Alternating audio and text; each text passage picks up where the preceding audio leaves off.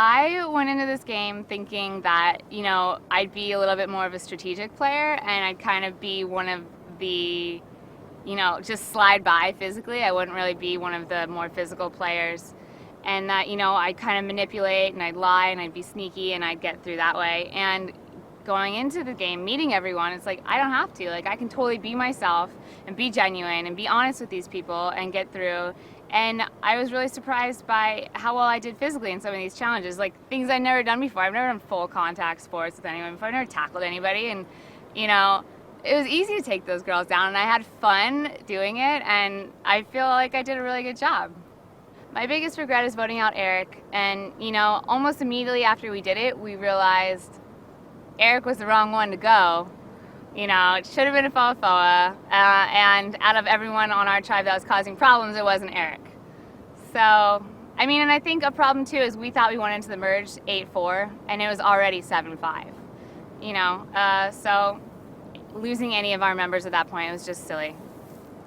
Going into this, I was like, I cannot eat for that long, it'll be fine. And then, these competitions, a lot of them are about like agility, endurance, balance, I'll be fine in that. But when you combine not eating and doing the challenges and then having to, still you're exhausted, you're tired, you haven't eaten, and then you have to make a vote. It's like, oh my God, I need to be talking to these people, I need to be bonding, I need to be, aligning with these people, and it's constantly so much to do. And, I definitely underestimated that. You almost constantly have to be on your game, and when you haven't eaten, you have no energy. Just walking over to sit next to someone to talk is draining. So, it's much more difficult than I had imagined. I am so lucky to be on the tribe that I was on with the people. We all really got along well. It was more of like a family. So no one was ever like, oh God, this sucks. Like, oh, it's so bad. Like, no one ever let that go to negative conversation. Everyone was positive, like, oh guys, like it could be worse. We could be Foa. And for them, I was like, I don't know how they're holding on. I don't know how they have hope. They were described as more of like a coworker tribe, and we were fortunate enough to win all the rewards and to have food and to have blankets. Even though we were getting wet, we had the blankets and we were still together. And, we'd start laughing and be like, you definitely have hope when you're with that many like motivational and positive people. So hope is all you really have at some points.